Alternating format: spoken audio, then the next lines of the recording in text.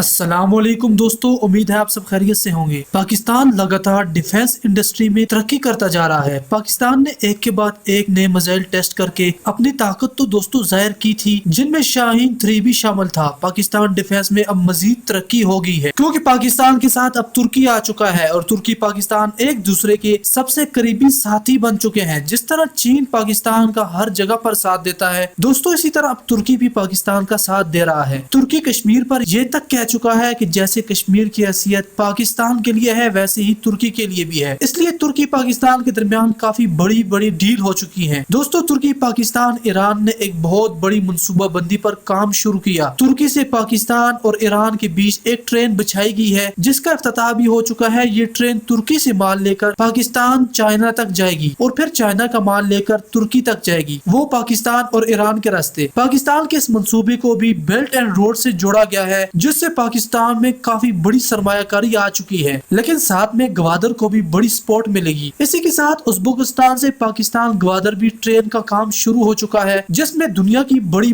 World bank تک شامل ہے۔ دوستو، جو ازبکستان سے پاکستان گوادر تک اپنا سامان پہنچائے گی، پاکستان دنیا کے لیے اب گیم چینجر ثابت ہو رہا ہے۔ دوستو، طیب اردوغان نے پاکستان کے لیے کافی بڑی باتیں کہہ دی۔ انہوں نے کہا کہ ہم پاکستان کے ایجوکیشن سسٹم کو ٹھیک کرنے میں پوری مدد کریں گے، ٹورزم میں بھی پوری مدد کریں گے اور ہتھیاروں میں بھی ہم پاکستان کے ساتھ کھڑے ہیں۔ اسی کے ساتھ دوستو، ابھی جو ہم ویڈیو بنا رہے ہیں، اس وقت پاکستان ترکی کی آرمی کی مشقیں بھی جاری ہیں۔ پاکستان اور ترکی اس حد تک قریب آ چکے ہیں، ایک دوسرے کے لیے کچھ بھی کر سکتے ہیں۔ دوستو، اپنی رائے ضرور دیجیے گا۔ اللہ